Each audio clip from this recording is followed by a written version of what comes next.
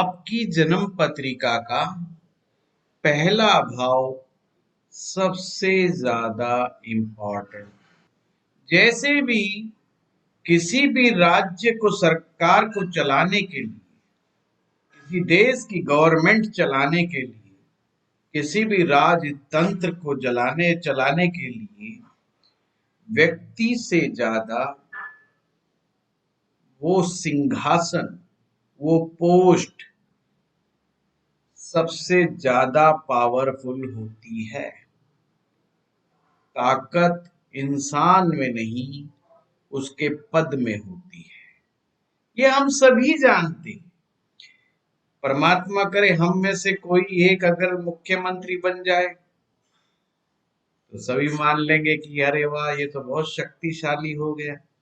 बिना जिम में जाए, बिना प्रोटीन खाए, ताकत कहां से आई? पद से आई। तो आपकी जन्म पत्रिका का पहला भाव आपकी कुंडली का सिंहासन है। जैसे कल हमारी चर्चा चल रही थी, जो भी सिंहासन पर बैठेगा राज उसका, तो जो ग्रह लगन पर बैठता है वो राज्य करता है।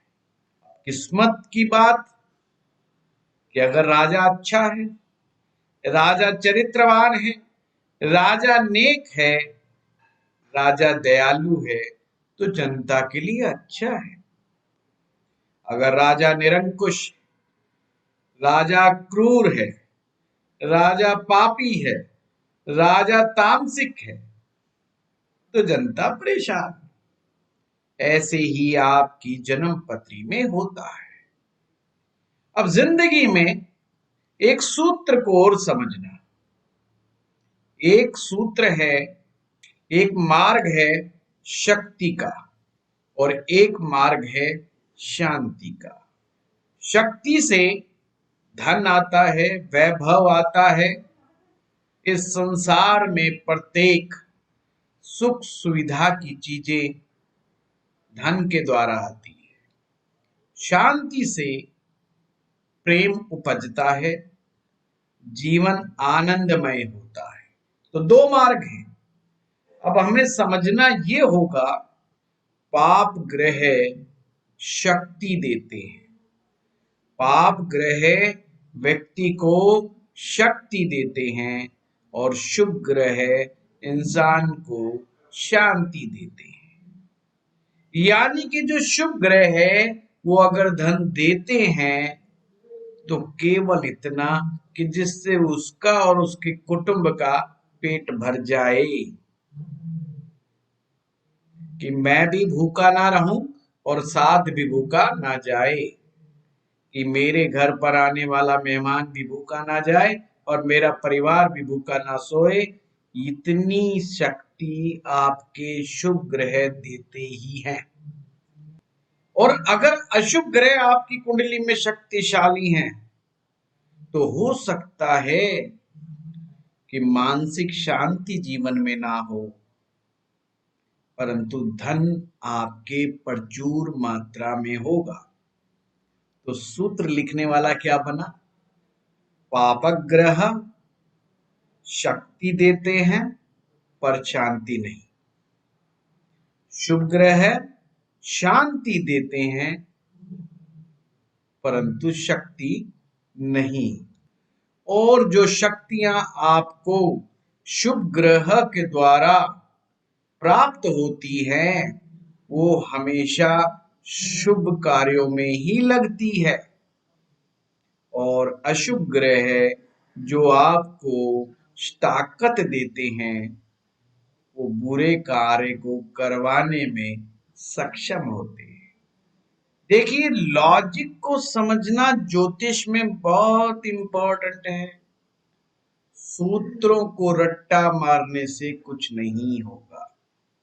तो हमने समझाया था कि आपके दिमाग पर, आपकी बुद्धि पर कौन सा ग्रह बैठा है, और पहले भाव में परमेश्वर ने लक्ष्मी को बिठाया है, और लक्ष्मी को लाने का कार्य बुद्धि करती है।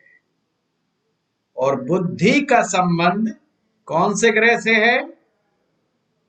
बुद्धि का संबंध बुध ग्रह से। देखो मैं और डीप पे ले जा रहा हूं आपको।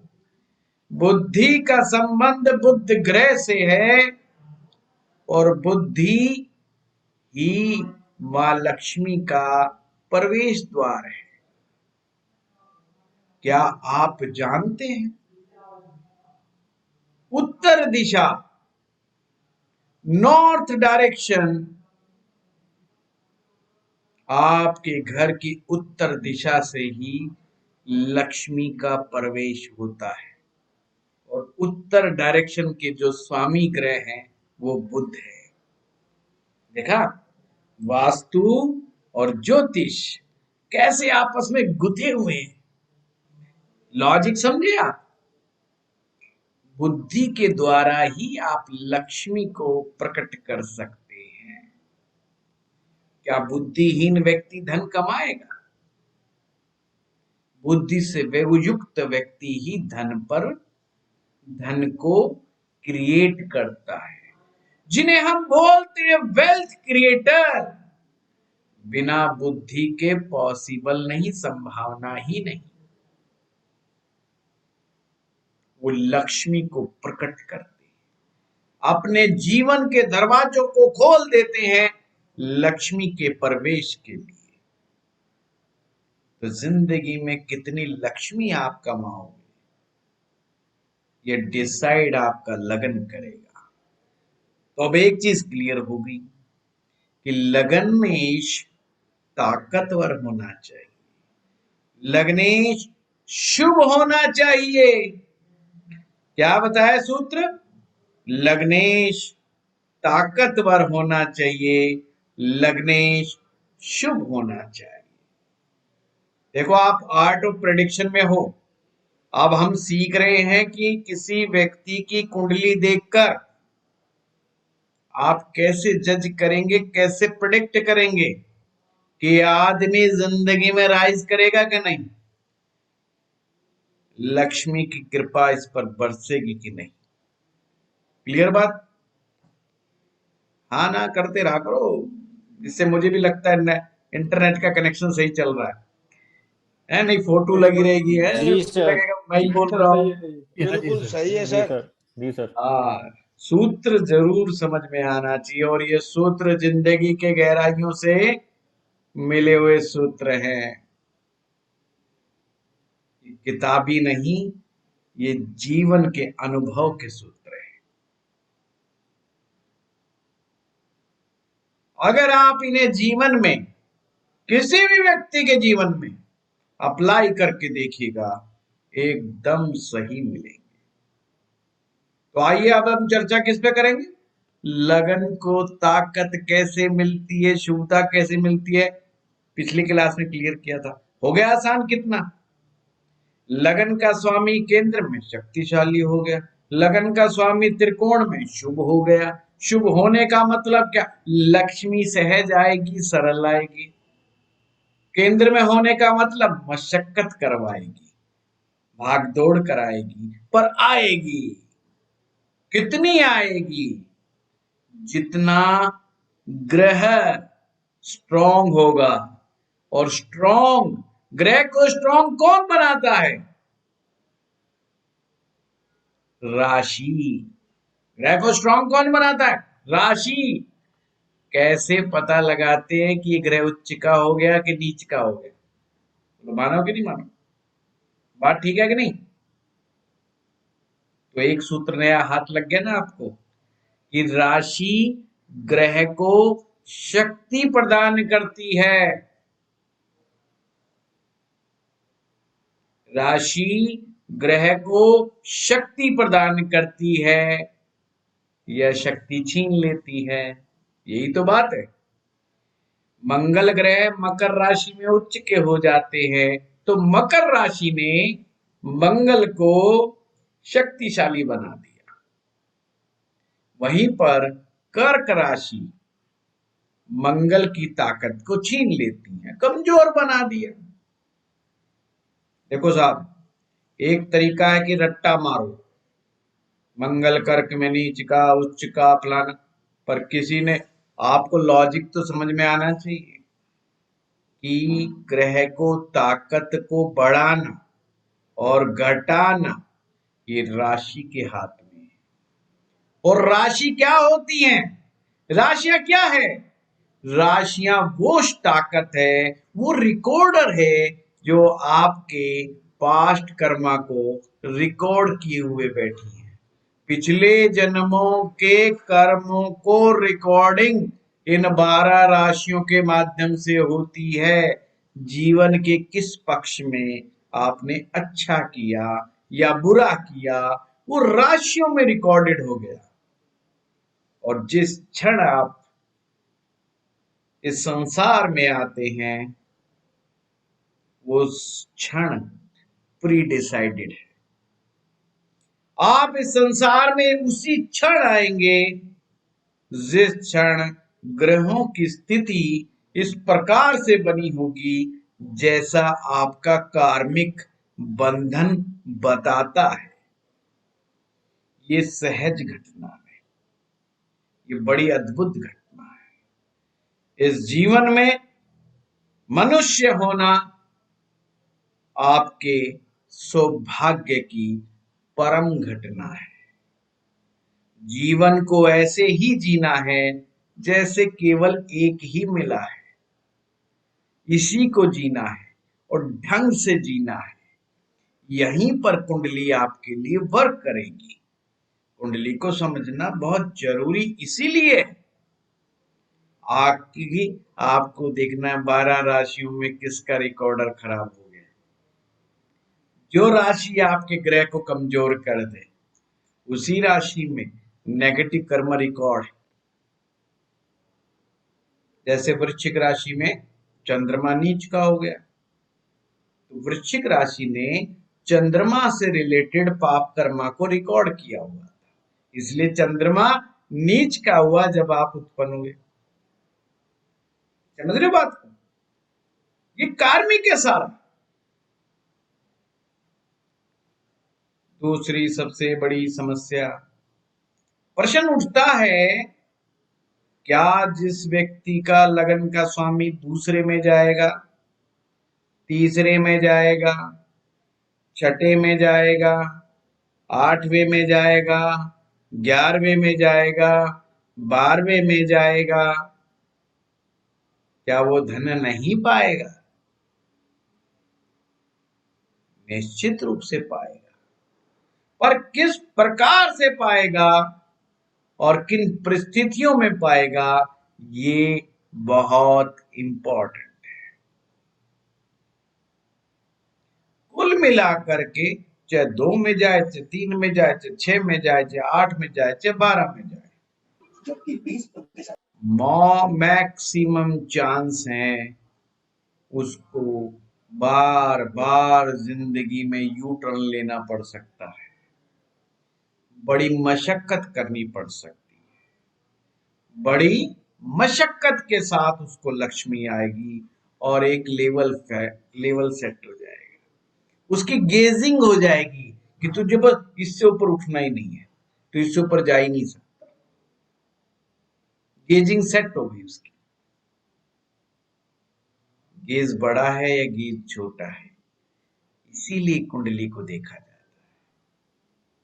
आगे भी सूत्र आएंगे, इसमें थोड़ा परिवर्तन आएगा, निश्चित आएगा, पर अभी के लिए यही समझना है कि किसी व्यक्ति की गेजिंग आप कुंडली के माध्यम से कैसे कर सकते हैं। तो लगन का स्वामी कहाँ बैठा है, उसके बाद सूत्र आता है किसके पास बैठा है। किसके पास का मतलब किसके साथ बैठा है। आपकी संगत डिसाइड करती है कि आप क्या बनोगे। मैंने आपको पहले दिन सूत्र बताया था, आपका परिवार, आपके मित्र और आपकी एजुकेशन, आपके गुरु डिसाइड करते हैं कि आप कितना ऊंचा उड़ोगे। अगर अमीर बनना है, अमीरों के बीच में बैठ जाओ, जॉब नहीं लग रही, जॉब वालों के साथ रहना शुरू कर दो। गरीब होना चाहते हो, गरीबों के साथ बैठना शुरू कर दो, गरीब हो जाओगे। अमीर होना है, अमीरों के साथ बैठना शुरू कर दो, मित्रता गांठ लो। ज्ञानी होना चाहते हो, ज्ञानियों के साथ बैठना शुरू कर दो। ध्यानी होना चाहते हो, ध्यानियों के साथ बैठना शुरू कर दो। और बेवड़े होना चाहते हो तो बेवड़ों के साथ बैठना शुरू कर दो। Simple concept. ग्रह किस ग्रह के साथ बैठा है, वो उस ग्रह पर बड़ा प्रभाव डाल सकता है। लगन का स्वामी पंचम में बैठा या नवम में बैठा, हम बड़े खुश हुए, पर पता चला वो किसके साथ बैठा, उसने गुड़ गोबर कर दिया। ये ध्यान रखना, लक्ष्मी तो आ रही है, लक्ष्मी तो आ रही है, पर जब लक्ष्मी आती तो मंदे हो जाते। क्यों? ईगो से नहीं। एक बार एक गरीब ब्राह्मण था, और शास्त्रों ने तो बेचारा हमेशा ही लिखा, एक बार एक गरीब ब्राह्मण था। तो मैं भी कहता हूं, मैं भी एक गरीब ब्राह्मण हूं। और आजकल के लोग मुझे इस बात को मानते नहीं है, मेरी बात को। कहते इसे दान कराएं, उसे दान कराएं। मैंने कहा भैया इधर भी घुमा दो। कहते नहीं नहीं। तो शास्त्र में लिखा है, एक बार एक गरीब ब्राह्मण था। गरीब ब्राह्मण भगवान शिव का भक्त था, शिव पार्वती की पूजा करता था। एक दिन पार्वती लड़ पड़ी भगवान शिव से, भोलेनाथ, ये बेचारा इतनी भक्ति कर रहा है, इसको धन दो। भोलेनाथ ने कहा कि इसके भाग्य में नहीं है धन। पार्वती ने कहा मैं नहीं स्वीकार करती कि भोलेनाथ धन दें और उसके पास धन ना हो, ऐसा कैसे हो सकता है। बस टेक्निकली समझ लो, लगन में गड़बड़ थी है? लोग धन से गरीब नहीं होते, लोग बुद्धि से गरीब होते। ये हमेशा ध्यान रखना। कोई कहता है गरीब तो बुद्धि से गरीब। समझ गए आगे बात को? बुद्धि से गरीब। भगवान शिव ने कहा चलो, जिस जगह से ये ब्राह्मण गुजरेगा वहीं पर हम सोने की असरफियों से भरा हुआ घड़ा रख देते हैं। रखा तो अचानक से ब्राह्मण को ख्याल आया कि यार ये अंधे लोग कैसे चलते होंगे। और वो अंधा बन के चलने लगा। जैसे ही कलश से टकराया, उसने फिर भी आंख खोल करके नहीं देखा और कहा पता नहीं लोग रास्ते में क्यों पत्थर रख देते हैं, क्यों चीजें रख देते हैं, और आगे बढ़ गया। उस कलश की तरफ देखा तक नहीं।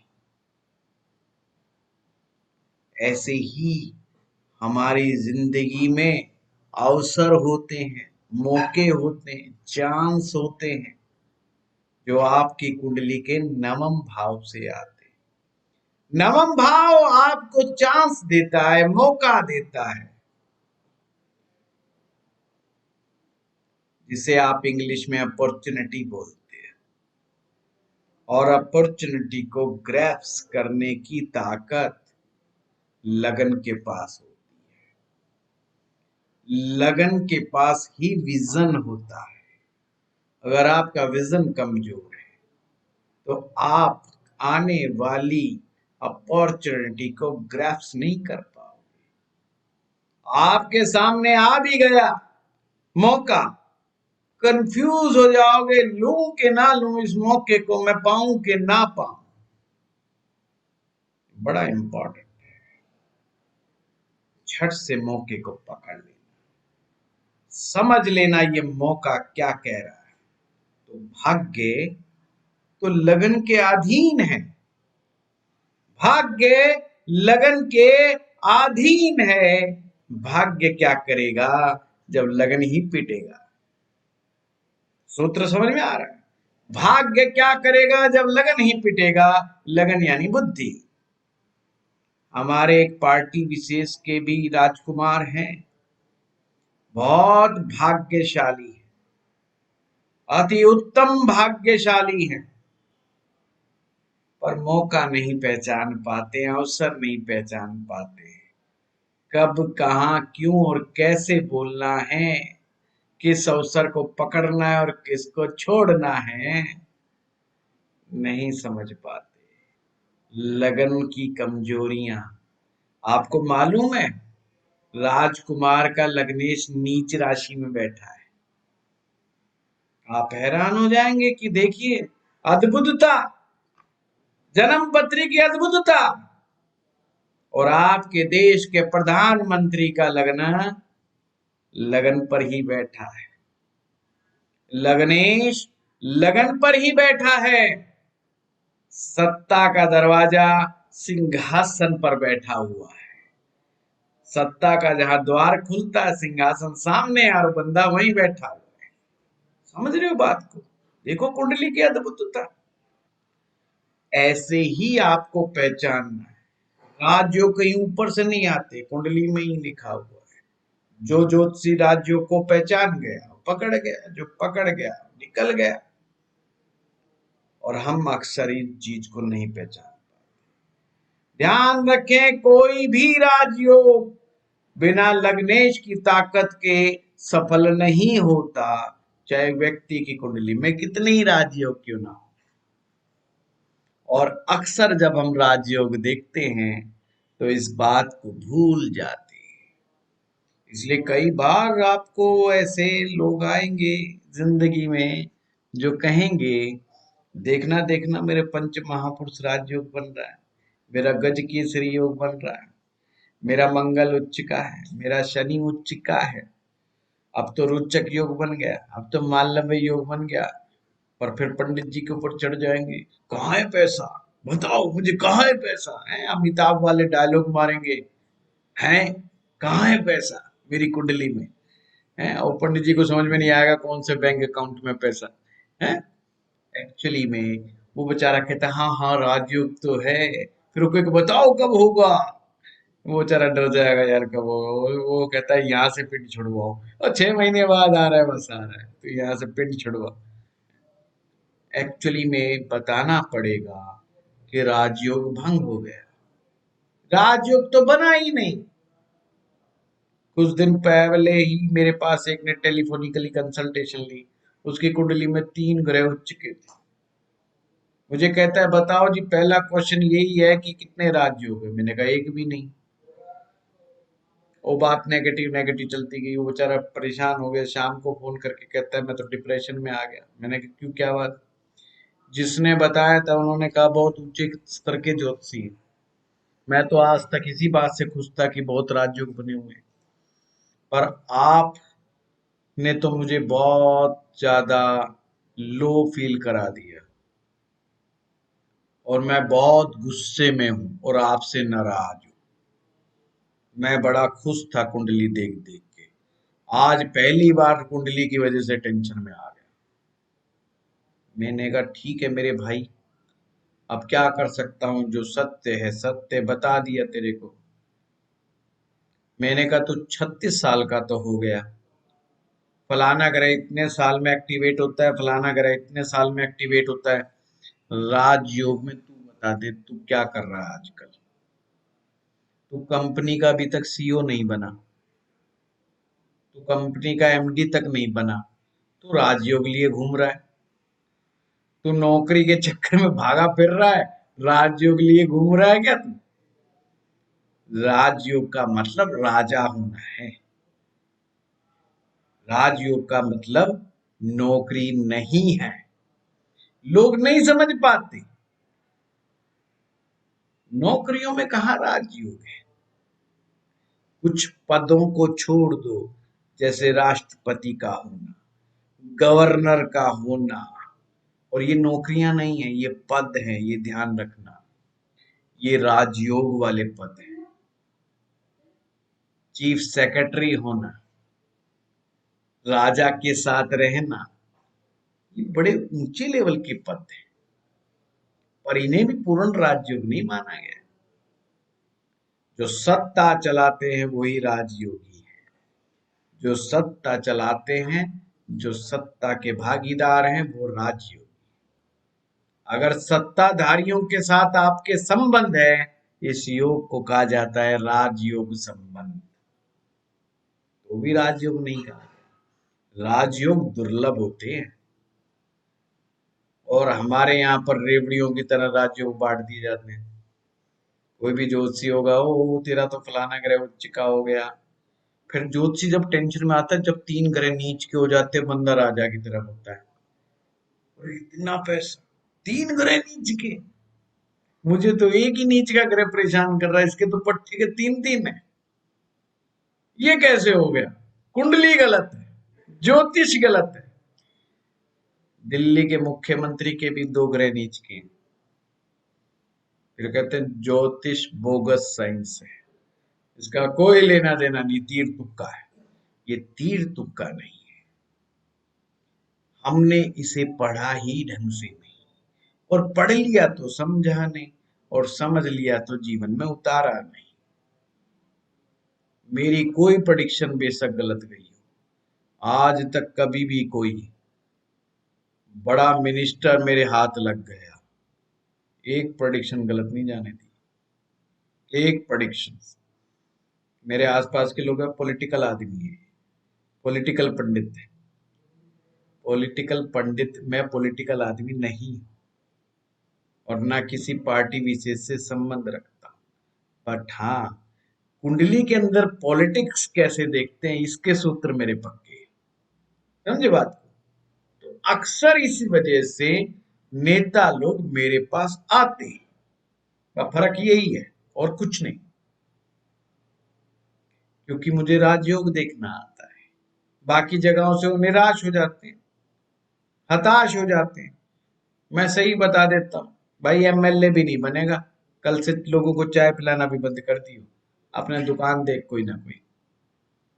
तो निराशा तो होती है उनको, पर 1-2 बार इलेक्शन हारने के बाद वो मान जाते हैं कि पंडित जी आप ठीक कह रहे थे। क्या है वो सूत्र? यहीं से शुरू होता है, लगन से ही शुरू होता है। फाइनेंशियल मनी तो कहीं से भी ले आओगे। क्या आप जानते हो कुंडली के 12 भाव, और हर भाव आपको धन देता है। हर भाव से धन आता है, हर भाव से। क्या आप जानते हो कि 9 ग्रह, 9 के 9 ग्रह धन देने में सक्षम हैं। तो हम क्या ढूंढे कुंडली में? हमें सिर्फ ये ढूंढना है कि हमें कौन सा देगा। देखो तो सूत्र हो गया कि भाई 12 के 12 भाव धन देते हैं, 9 के 9 ग्रह धन देते हैं, फिर तो धन आना चाहिए। पर हमें क्या ढूंढना है? हमें ढूंढना है हमें कौन सा देगा, हमें कौन सा भाव धन देगा, हमें कौन सा ग्रह धन देगा। ये है ज्योतिष में समझने लायक बात। जो हमें देगा बस उसे पकड़ लो, उसी का रास्ता खोज लो, उसी के मार्ग की ओर चल दो। यही वह ज्योतिष की रेमेडी है। और first step, diagnose the problem. Problem को डायग्नोज करना सीखो, रियल प्रॉब्लम कहाँ है। और जो व्यक्ति आत्म मंथन ईमानदारी के साथ करता है, वही जिंदगी में राइज करता है। सहज तरीके से मानो, हाँ मुझ में ये कमी है, हाँ मेरे साथ ये कमजोरी है।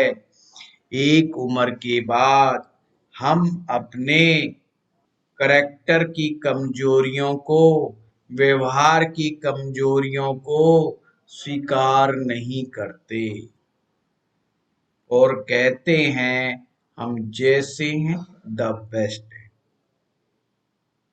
लोग कहते तुम बड़ा यार मुंह फट बोलते हो, हाँ मैं ईमानदार हूं इसलिए मुंह फट बोलता। उनके पास हर चीज का जस्टिफिकेशन है, आप उन्हें नहीं फंसा पाओगे। तुम यार गुस्सा करते, भाई मुझे झूठ बोलने पे गुस्सा आता है, मैं जो गलत चीज नहीं बर्दाश्त करता, मैं नहीं दब के रहूंगा, होता है ना ऐसा।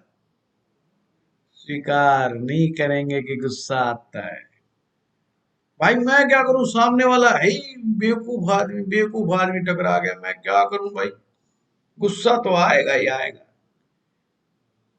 तो वो एक खांचे में ढल जाते हैं एक उम्र के बाद, और आप उन्हें नहीं सुधार सकते। सुधारना भी मत, ऐसी गलती मत करना। मैंने ऐसी गलती करनी छोड़ दी है कई वर्ष पूर्व। मैं हमेशा ये कहता हूं, मैं किसी को नहीं सुधारता, मैं सिर्फ ये कहता हूं that is right, that is wrong, choose yourself. ज्योतिष पढ़ाने पर भी मैं कहता हूं, ये मेरा सूत्र है, आपका क्या होगा आपकी अपनी जर्नी है। आप हो सकता है नए सूत्र बनाने, मैं नहीं कहता मेरे सूत्रों पे विश्वास करो, जब तक नहीं चलना आता जब तक करो, जिस दिन एक्सपर्ट बन जाओगे छोड़ देना। पर मेरा भी अनुभव कहता है छोड़ नहीं पाओगे। मैं लोगों के दिल में घुसता नहीं, मैं दिमाग में नहीं घुसता, मैं सीधा दिल में घुस जाता हूँ, है ये मेरी भी कुंडली में लिखा है। मैं लोगों के दिमाग में नहीं घुसता, सीधा दिल में घुस जाता हूँ। जब तक इस धरती लोक पे रहोगे मुझे भूल नहीं पाओगे। कि यार सूत्र तो आड़े टेढ़े नहीं बताए, बताता बंदा सीधा था, एकदम सटीक बात करता था। ये नहीं करता था ये यहाँ बैठ गया, तूने उसको देखा मैंने उसको देखा फिर एक्सीडेंट हो गया, वो नहीं आर्यांश की तरह, वो उसको देख रहा है वो उसको देख रहा है, हैं देखो जी उसकी दृष्टि आ गई, आने दो दृष्टि, दृष्टि से कौन पूछता है, टेंशन मत लो। तो सूत्रों को सीधा करो, सहज करो, सरल करो, लॉजिक को पकड़ के चलो। अब फिर से हम रिवाइंड करते हैं, लगन सिंहासन, जो सिंह सत्ता पर बैठेगा वो सिंहासन पे बैठेगा। कौन होगा सबसे पावरफुल, जो सिंहासन पर बैठेगा वही पावरफुल होगा, वो कुंडली को मैनेज करेगा। बस देखना ही एक गलत ग्रह नहीं होना चाहिए, नहीं लाइफ को गलत मैनेज करेगा, लाइफ को गलत मैनेज करेगा। मंगल बिठा दिया लगन पे, कैसे मैनेज करेगा, मंगल तो पहलवान है ना, सेनापति है, कभी भी मंगल ये कहना नहीं भूलता, देख लो फिर, अगर मेरा ये काम नहीं किया तो देख लो फिर। ये मंगल की लैंग्वेज, फोर्सफुली लैंग्वेज, नहीं मिला तो छीन लेंगे, हैं। लाल झंडा, आपने वो लेफ्ट पार्टी वालों को देखो ना, लाल झंडा, लाल रंग मंगल का प्रतीक है, लाल रंग मंगल का प्रतीक है। तो इस लाल झंडे से दूर रहें, ये युद्ध करवाता है। देखो जब भी लड़ाई की बात आती है हम रक्त बहा देंगे, खून की नदियां बहा देंगे, खून की नदी मंगल है। तो ऐसी भाषा का प्रयोग कौन करेगा, जिसका मंगल तेज होगा वही बात करेगा। दिमाग पर मंगल का प्रभाव आपको रिवेंजफुल बनाता है, आपको फाइट के लिए उकसाता रहता है। कोई आदमी किसी से सीखता कुछ नहीं, वो सीखा सिखाया होता है। ध्यान रखें, परमेश्वर ने आपको बहुत कुछ पीछे से सीखा पढ़ा करके भेजा है। यहाँ तो हम साफ सफाई करते हैं, सिर्फ वेरी सिर्फ गुड। साफ सफाई करते रहते हैं, है ना।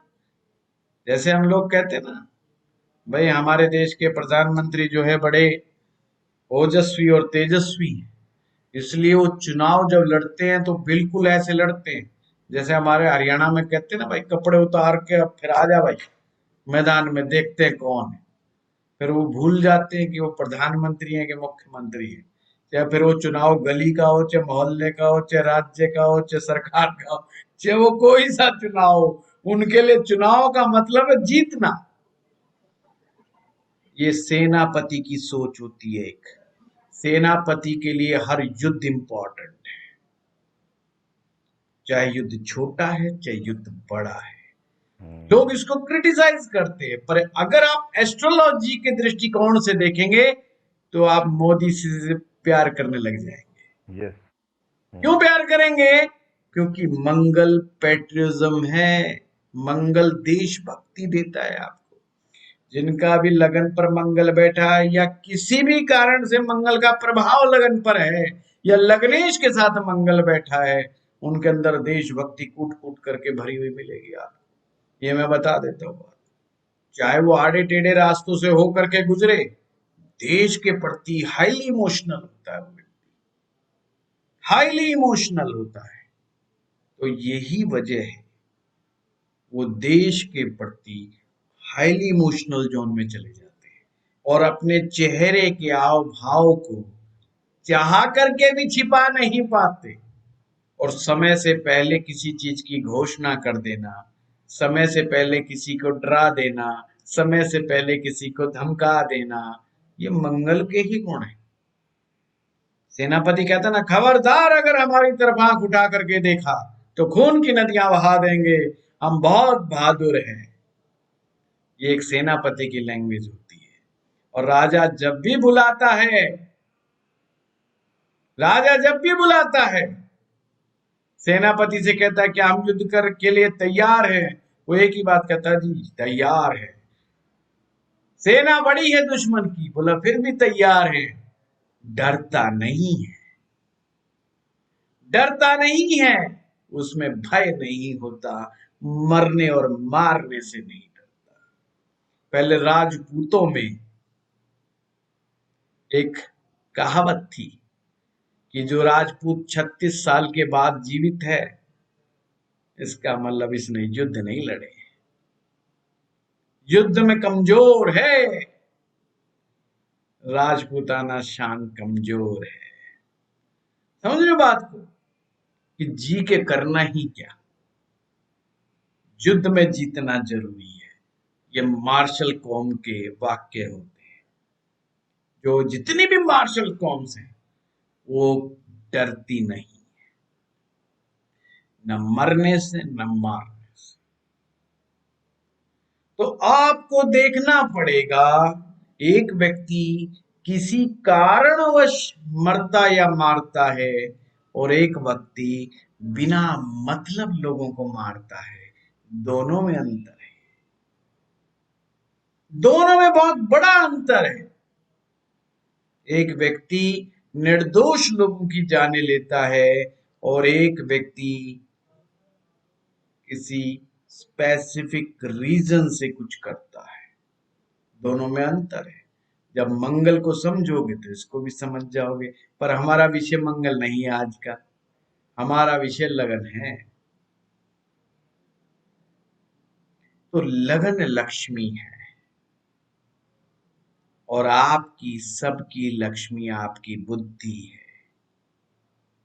ये जितनी ओजस्वी होगी, ये जितनी तेजस्वी होगी, उतना ही ग्रो करोगे। जितना बड़ा सोचोगे, कहने में बड़ा अच्छा लगता है बड़ा सोचोगे, समझ रहे हो बात? कहने में अच्छा लगता है बड़ा सोचो, कैसे सोचेगा? पहले देखो, बड़ा सोचने के लिए कुंडली में कहा भी गया है कि नहीं कहा गया? नहीं कहा गया तो उपाय करो, लगन को ताकत दो, लग्नेश को बलि बनाओ, उसको शक्ति दो, शक्ति प्रदान करो उसको। और कोई तुम्हारे पास और कोई मार्ग नहीं। क्लियर हुई बात? So simple. लग्नेश को ताकत देनी है, पर कब देनी है? जब आवश्यकता हो। अति सर्वत्र वर्जित, हमेशा ध्यान रखना, अति कहीं नहीं होनी चाहिए। अगर आपका लग्नेश पुष्ट है, बलवान है, तो बिना मतलब का पत्र पहन के मत बैठ जाओ, बिना मतलब उसके पीछे मत पड़ो, है ना? बिना मतलब उसके पीछे मत पड़ो। जैसे वो तो वही हो गया, कोई अपने पिताजी की रोज पीछे पड़ जाए कि पापा ये प्रॉपर्टी दे दो ना, सारा बैंक बैलेंस दे दो ना। वो कहेगा बेवकूफ, मेरे मरने के बाद तेरा ही तो रोज रोज मांग के मेरे को तंग क्यों कर रहा है तू, मेरे को और टेंशन दे रहा है तू। तो लग्नेश सदैव आपका भला चाहता है।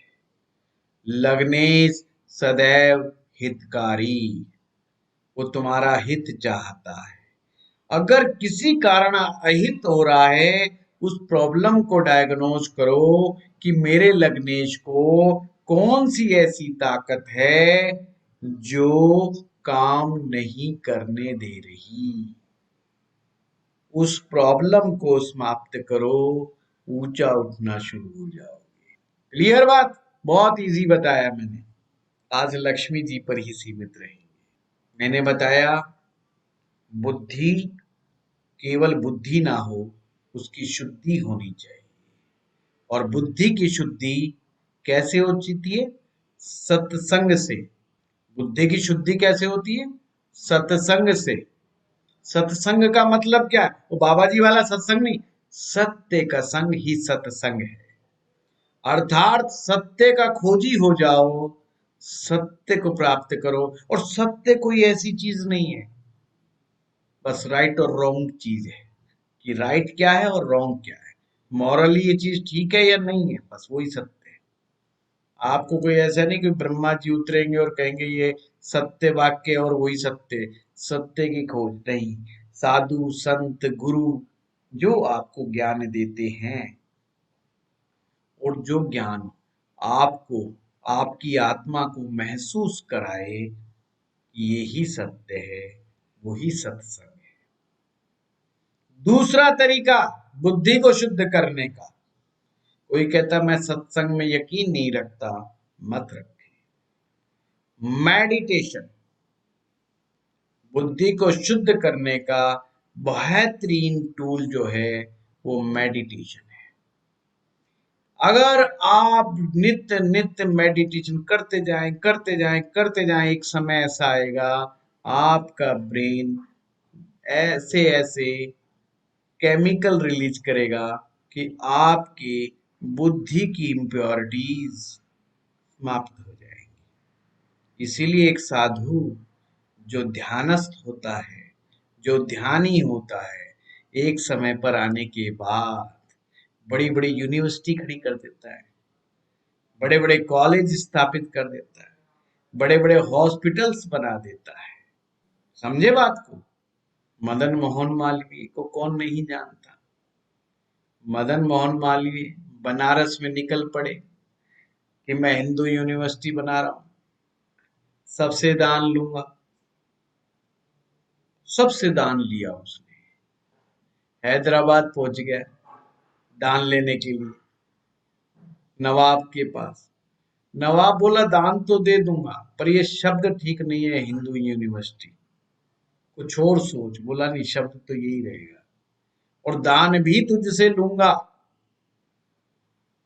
क्योंकि मैं वहां बोल करके आया हूं। और वो तो मुस्लिम सम्राट था, मुस्लिम नवाब था। बोला नहीं, देना तो पड़ेगा। वो कहता मैं नहीं देता। हैदराबाद के अंदर खड़ा होकर के हर एक को बोल बोल के कि आप मुझे पैसा दो, जनता मुझे पैसा दे क्योंकि मैं यूनिवर्सिटी बनाऊंगा। तो किसी ने जाके कहा, बोला जी वो तो भीख मांग रहा खड़ा हो गया, वो तो एक एक रुपए इकट्ठा करता फिर रहा है। और लोग पूछ रहे तुम ऐसा क्यों कर रहे हो पंडित जी? कहता तुम्हारे नवाब ने नहीं दिया इसलिए कर रहा हूं, अगर तुम्हारा नवाब दे देता तो मैं नहीं करता। बोला जी सरेआम बेइज्जती कर रहा है आपकी। हैदराबाद के नवाब के पास बहुत पैसा था कि इससे लोगों को मैसेज ये जा रहा है कि नवाब ने एक कॉलेज बनाने के लिए पैसा नहीं दिया और एक ब्राह्मण को वापस लौटा दिया। बोला बुलाओ बुलाओ, मेरी बेइज्जती बहुत कर रहा है। बुलाया और खूब अच्छा दान दिया। तो सोचिए, एक व्यक्ति, वो ब्राह्मण पैसे वाला बिल्कुल नहीं था, पर उसका विवेक, उसका ज्ञान, उसका विजडम कितनी बड़ी यूनिवर्सिटी स्थापित करने में कामयाब हो गया। यही तो लक्ष्मी है, बुद्धि से ही तो लक्ष्मी आती है, और अगर वो नहीं तो मामला गड़बड़। यही है हमारे देश में साधु संत सन्यासियों ने ऐसा ऐसा काम कर दिखाया जो आपकी सरकारें भी नहीं कर सकती। आपकी सरकारों ने आयुर्वेद को वो नाम नहीं दिलाया जो स्वामी रामदेव ने दिला दिया। तो बहुत सारे ये विजडम वाले, ये ध्यानी लोग हैं। तो बुद्धि की शुद्धि के लिए सत्संग और मेडिटेशन बहुत इंपॉर्टेंट है। फिर शुद्धि के बाद क्या बताया? वृद्धि। वृद्धि किसके कैसे होगी? वृद्धि के लिए क्या करोगे? अपने एसोसिएट्स बनाने। एसोसिएट्स कैसे बनेंगे? लोगों को अपने साथ काम करने की प्रेरणा देना, उसके लिए ट्रुथफुल हो जाना, सच्चाई के साथ, ईमानदारी के साथ जब आप काम करते हो, परफेक्ट ट्रांसपेरेंसी के साथ जब आप काम करते हो, अपनी बुद्धि के साथ जब आप मन में ठान लेते हो मैंने जिंदगी में किसी को धोखा नहीं, जब ऐसे विचार आपके मन में आते हैं, मैं किसी का हिस्सा नहीं रखूंगा, मैं किसी की मेहनत को नहीं रखूंगा, तो वृद्धि होनी शुरू हो जाती है, बुद्धि में वृद्धि होने लग जाती है। और जब ये प्रोसेस बराबर घूमता है तो सिद्धि होने लग जाती है। पर सिद्धि का मतलब किसी काम में आपकी महारत हो जाना, वो सिद्धि है। पर क्या फिर भी धन आएगा? कैसे आएगा? नहीं आएगा। माँ लक्ष्मी के चित्र को याद रखो, वो एक हाथ से धन की बरसात हो रही है, नीचे धन इकट्ठा हो रहा है, और एक हाथ में कलश है जिसमें धन है। एक हाथ की तरफ से जा रहा है, दूसरी की तरफ से आ रहा है। Circle circle. जब आप इस यूनिवर्स में एक वर्तुल नहीं बनाते, वर्तुल का मतलब होता है एक सर्कल नहीं बनाते, जब तक लक्ष्मी नहीं आती। आपके पास लक्ष्मी आई और आपने तिजोरी में बंद कर दी, बस यहीं पर लॉक लगा दिया। आपको इस सोसाइटी को, इस यूनिवर्स को वो चीज लौटानी पड़ती है। जैसे जैसे जितना जितना आप यूनिवर्स को, सोसाइटी को देते हैं वापस, सोसाइटी वापस देती है आपको। लोगों को नहीं पता कि वो क्या कर रहे हैं।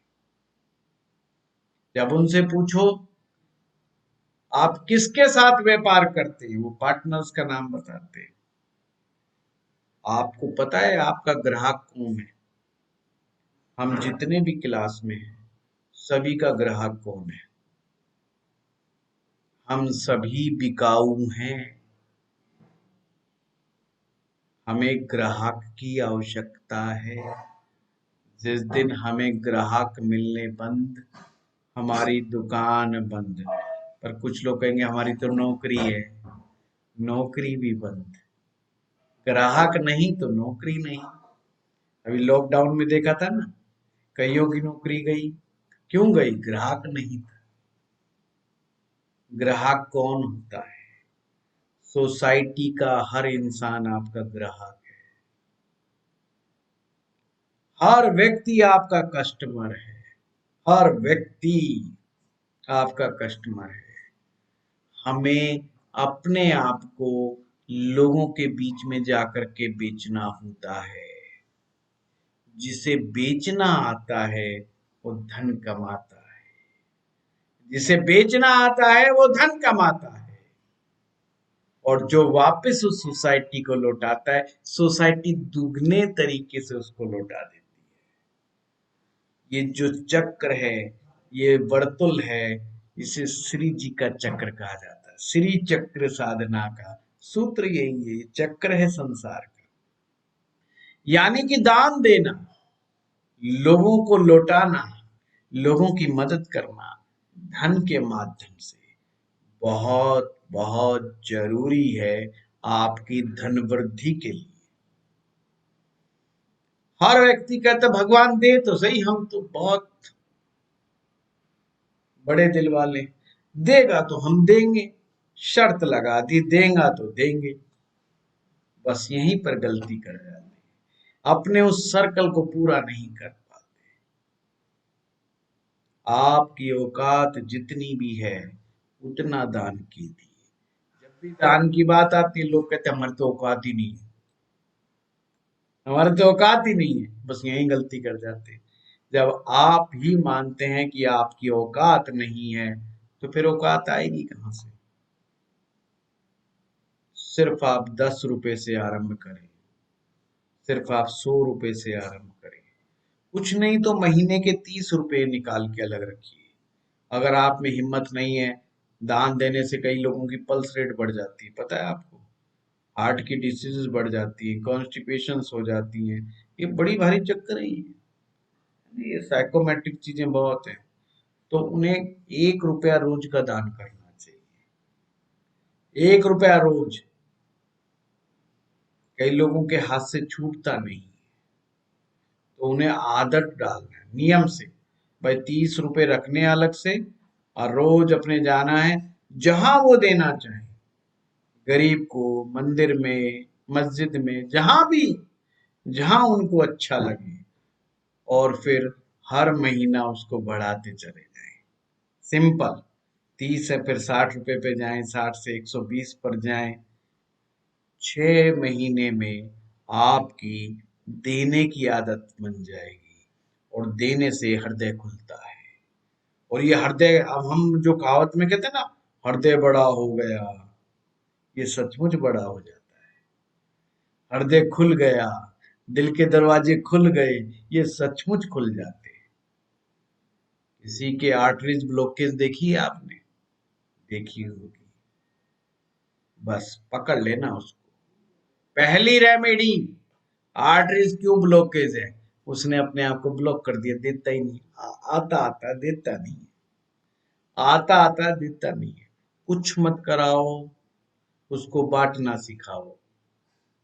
कहते तू इतनी दवाइयों पे खर्च कर रहा है, इतने ऑपरेशन पे खर्च कर रहा है, हमारे कहने से बस बांटना शुरू कर दे। कभी भी कहीं मंदिर के बाहर बच्चों को ले जाए, बच्चों को कहीं पर कुछ बच्चों की मनपसंद चीज खिलाए, रेडी पे खड़ा हो जाए, जो कोई कहेगा समोसे दे दो, कोई कहेगा कचौड़ी दे दो, कोई कहेगा मिठाई खाओ, जो कहे उसको दे दो। अगर उस व्यक्ति ने रोज का नियम बना लिया, ब्लॉकेज हटने शुरू हो जाएंगे बिना किसी मेडिसिन। पर आपने पंगा नहीं लेना है, सिर्फ सूत्र बताया है, क्योंकि लोग उल्टे पड़ जाते हैं, कहते गोली खाए जा तू, गोली खाने से दिमाग सेट रहता है आदमी का, पर उसको ये क्रिया जरूर करो। जैसे जैसे देगा वैसे वैसे हृदय ठीक होगा। हृदय पर दबाव है, पल्पिटेशन बढ़ती है, कोलेस्ट्रॉल लेवल बढ़ जाता है, बांटना सिखा दो। पर रोज, डेली, ये नियम है, सुबह दोपहर शाम, कहते कभी भी जा, जो तेरा मन करे वही कर। कोई ग्रह का मत सोच, लाल रंग का बांटू के हरे रंग का बांटू के पीले का बांटू के नीले का, जो मन करे, जो तेरी पॉकेट अलाउ करे वो बांटे। कुछ ज्योतिषी, जो हमारे स्टूडेंट ज्योतिषी तो कहाँ से आएंगे मेरे पास, हमारे स्टूडेंट बहुत सारे ज्योतिषी हैं आज की दौर में, तो परमात्मा के आशीर्वाद से 500 के करीब तो परमेश्वर के आशीर्वाद से दिल्ली एनसीआर में हमने ज्योतिषी बना रखी, 500 के करीब हैं। जब भी मैं एक डायलॉग मारता हूँ, वी क्रिएट्स द एस्ट्रोलॉजर्स, हैं, हमारे पास क्लाइंट नहीं है, एस्ट्रोलॉजर्स हैं। हर एस्ट्रोलॉजर कहता है मेरे पास इतने क्लाइंट है, मैं कहता हूँ मेरे पास इतने एस्ट्रोलॉजर है, अलग अलग है। हमारे डायलॉग में ज्यादा दम है, कहने का मतलब। और अब कम से कम 300 लोगों को हम अप्रोच कर चुके हैं ऑनलाइन के माध्यम से। ये 300 वो लोग हैं जिन्होंने एक से ज्यादा कोर्स अटेंड किए हैं हमारे। अगर एक ही कोर्स अटेंड करने वाले को गिनूंगा तो 300 से ज्यादा है। 30-40 लोग तो आपके, अभी हमारे उर्मी गुप्ता जी ने क्लास शुरू की है, 170 लोग उस ग्रुप के अंदर है, 170। वो भी यूनिवर्स को लौटाना चाहती हैं। और अभी प्रताप जी ने भी यूनिवर्स को लौटाना शुरू कर दिया है। तो ये क्रिया हमने जारी रखनी है यूनिवर्स को लौटाने की। लोग मुझे फोन करके शुरू में बोले आपका दिमाग खराब हो गया। मैंने कहा क्यों, क्या बात होगी? बोले आप देखो ये क्या क्या कर रहे हैं। मैंने कहा मैंने किसी को कुछ नहीं कहा। ना मैंने उर्मी जी को कहा कि आप इतने कम में पढ़ाओ, ना मैं प्रताप जी को बोलूंगा कितने कम। ये इनकी इच्छा है भाई, मैं कुछ नहीं कर सकता। तो ये अपना कर रहे हैं। अच्छा, कुछ बेचारे जल्दबाज होते हैं, उन्होंने लिख दिया अरे जी हमसे तो 3,000 रुपये ले लिए थे इसी कोर्स के, मगर वो तो मैथ था, ले लिए, बताओ अब क्या चाहते हो। किस्मत अपनी अपनी, क्या कर सकते हैं। तो इस चीज की चिंता नहीं करनी चाहिए। यूनिवर्स को लौटाना है हम लोगों को लक्ष्मीपति होने के लिए। लक्ष्मीपति होने के लिए नारायण जैसी सोच रखनी पड़ेगी। सबसे बड़ी दिक्कत क्या है, हम नारायण बनने को तैयार नहीं। और नारायण का मतलब होता है पालना करने वाला, सबकी पालना करता है वो, सब जिम्मेदारियों को निभाता है, सबकी जिम्मेवारी अपने ऊपर ले लेता है। वो होती है पालना शक्ति। आपको जितने लोगों का घर आपके कारण चलता है उतना पैसा आएगा। सोचिएगा कितने लोगों का घर मेरे कारण चलता है, बस उतना ही पैसा है आपके पास। जितना बड़ा उद्योगपति, वो कहेगा मेरे पास 32,000 लोग काम करते हैं, कोई कहेगा मेरे पास 40,000 लोग काम करता है, किसी के पास 1,000 बंदा काम करता है। और कितना बंदा उसके नीचे काम करता है, उसी से उसकी वर्थ पता लग जाएगी, वो कितना बड़ा नारायण है। छोटा नारायण है कि बड़ा नारायण है। और छोटे छोटे नारायण तो हमको सबको बन जाना चाहिए। चाहे नौकर रखो अपने पास, नहीं नौकर कोई बात नहीं, जो सिक्योरिटी गार्ड होता है उसे 2 पैसे, चौकीदार को 2 पैसे, चाय वाले को दो, जो आपके डिलीवरी बॉय कभी कभी अमेजोन से आता है, कहीं से आता है, फ्लिपकार्ट से आता है, किसी से भी ऐप वाला आता है, वो क्या है हमारे यहाँ ग्रोफर वाला आता है, उसको बेचारे को अचानक से कुछ पैसे दे दो। कभी कभी आदत नहीं डालना, नहीं तो हक बनने लग जाएगा। हमारे हिंदुस्तान में चीजों को हक मानते, ये तो हमारा हक है, अब तो देना ही पड़ेगा नहीं तेरी गर्दन पकड़ लेंगे। तो हक भी महसूस नहीं कराना किसी को कि हमारा हक है, हक नहीं। आपका आनंद होना चाहिए, आपका प्रेम होना चाहिए, और वो प्रेम उन लोगों तक पहुंचना चाहिए। आप धीरे धीरे धीरे धीरे आपकी ख्याति बढ़ने लगेगी, और जितनी आपकी ख्याति बढ़ेगी उतना ही धन बढ़ेगा। ख्याति का सीधा मतलब है धन। ख्याति का सीधा मतलब है धन की कमी नहीं है आपके पास। गरीब आदमी की ख्याति नहीं बढ़ती, समझ लीजिए। फिर से कह रहा हूं, गरीब आदमी की ख्याति नहीं बढ़ती। सुबह से शाम तक काम करे तो भी ख्याति नहीं बढ़ती। अमीर आदमी आता है साइन मार के चला जाता है, फिर भी बड़ी ख्याति, साहब बहुत अच्छे हैं, वो कहने वाला उसे पता है उसके बच्चों की फीस भी साहब दे रहा है, उसकी नौकरी भी साहब के कारण चल रही है, तो कहेगा ही साहब बहुत अच्छे हैं, साइन मार के गए वो बहुत अच्छे हैं। इसलिए जिंदगी में ये देखो कितने लोगों का आप घर चला रहे हो, और उसे बढ़ाते जाओ बढ़ाते जाओ बढ़ाते जाओ, लक्ष्मीपति बनते चले जाओ। सिंपल फार्मूला है, पर मानना मुश्किल है? दिल है कि मानता ही नहीं। बोले गुरुजी वो सारी बात ठीक है, बस ये दान देने वाली बात है ना, ज्यादा कदा तो ठीक है साल में एक बार, पर वैसे ठीक नहीं। आपको पता है राजा लोग, बड़े लोग, व्यापारी लोग कोई ना कोई पाठ पूजा कराते रहते हैं। एक मैं उद्योगपति के घर गया, बड़ी अच्छी बात है, तो वो दारू भी पीते थे। तो मैंने कहा कि आप तो अरे पाठ कूट कराते हो, चंडी पाठ होता रहता है आपका और होता रहता है, मतलब बड़ा धार्मिक हो इसका मतलब। तो क्या पंडित जी, मैं जो है ना हवन कराता ना पूजा कराता ना कुछ करा, मैं नहीं कुछ करता बोलता। तो फिर मैंने कहा आप ये इतनी पूजाएं क्यों करवाते हो? कहता है इतने लोगों का गुजारा भी तो होता है, इसी कारण मेरे तो साल भर चलता है। मैं मेरी वाइफ को कह रखा है इनको इतनी पेमेंट बना, हमारा एक बजट फिक्स है हर महीने। बोला इनको रोजगार भी तो दे रखा है पंडित जी। मैं रोजगार देने में यकीन रखता, पूजा करवाने में यकीन नहीं रखता, रोजगार देने में। तो बोले ये रोजगार का साधन है इनकी पूजा, तो मैंने इनको रोजगार दे समझ करके दे रखा है। ये करते रहते हैं, लगे रहते हैं। वो हर महीने का बजट है।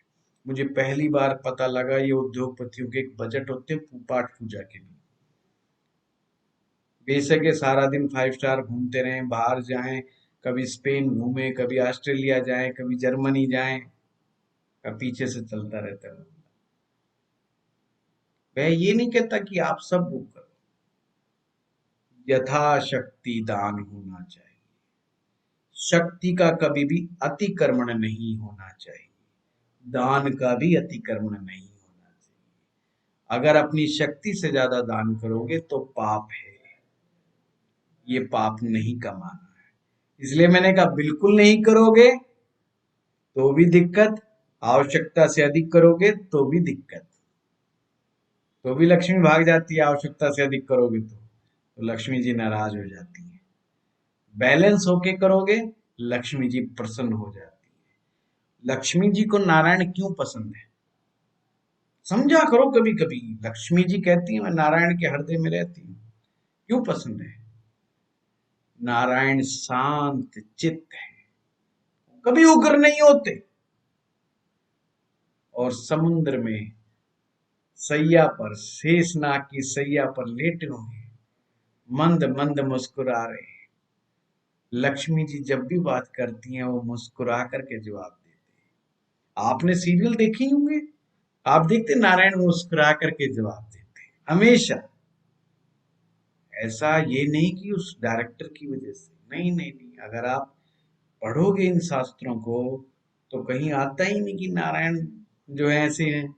नारायण मंद मंद मुस्कुरा के ही जवाब देते हैं। और नारायण के जितने भी स्वरूप है वो भी मंद मंद मुस्कुरा के जवाब देते हैं। भगवान राम को देख लीजिए, है ना, रामायण देखी होगी, उसमें भी राम जी ऐसे धीरे धीरे मुस्कुरा के जवाब देते हैं। फिर हमारे भगवान श्री कृष्ण को तो आप जानते हैं, वो भी मुस्कुरा मुस्कुरा के जवाब देते हैं। समझ रहे बात को? शांत चित्त है, बैलेंस्ड हैं वो बिल्कुल। इसलिए लक्ष्मी उस पुरुष को पसंद करती है जिसने अपने जीवन में बैलेंस बनाया है। बैलेंस बनाने वाले को, मध्य मार्गी को लक्ष्मी बड़ा पसंद करती है। न कंजूस को पसंद करती है, न अति उत्साह में आकर के दान बांटने वाले को पसंद करती है। एक चीज का जरूर ध्यान रखें, जब भी लक्ष्मी जी के मंदिर में जाना हो, विष्णु जी के मंदिर में जाना, सज धज के जाना, गरीबों की तरह नहीं जाना। लक्ष्मी को गरीबों से बिल्कुल लाइक नहीं करती। लक्ष्मी जी को गरीब बिल्कुल पसंद नहीं है। अब सीधी बात है, अरे गरीब इसीलिए गरीब है कि लक्ष्मी जी उनके पास नहीं है, इसीलिए तो गरीब है वो। लक्ष्मी जी भी नहीं चाहती मेरे मंदिर में गरीब आए, इसीलिए बढ़िया से बढ़िया वस्त्र धारण करके जाया करें जब भी लक्ष्मी जी जाएं। बिना नहाए धोए तो बिल्कुल मत जाना, नाराज हो जाती है। सज धज करके, हैं? और महिलाएं भी ध्यान रखें, पति के लिए लक्ष्मी बनना चाहती हैं तो सज धज के रहें और ज्यादा काम ना करें। ज्यादा काम करने से भी लक्ष्मी दोष बढ़ जाता है, हैं? महिलाओं को ज्यादा काम नहीं करना चाहिए, ये मेरी मान्यता है। बहुत ज्यादा हार्ड वर्क नहीं करना चाहिए, है ना, शुक्र खराब हो जाता है। तो अपनी पत्नियों से ज्यादा काम ना कराएं, उन्हें रिक्शे पे चलने को कहें, पैदल ना करवाएं। पैदल जाएं तो कहते नहीं नहीं रिक्शा में जाओ, हैं? लक्ष्मी जी राजशाही है, उसे राजसी आनंद पसंद है, तो राजसी आनंद कराओ, उनके लिए बढ़िया सोफा लाओ, 55 इंच का एलईडी टीवी लेके आओ, उनको सीरियल दिखाओ। बस वो कौन सा सीरियल आता है, एक स्टार चैनल, उसको अवॉइड करवाओ, वो उसको सब्सक्राइब मत कराओ, बाकी सब चैनल करवाओ। समझे? आनंद में रहो, मौज में रहो, यही लक्ष्मी है, जीवन का आनंद ही लक्ष्मी है। चलिए फिर मिलेंगे आपको अगले हफ्ते। Thank you.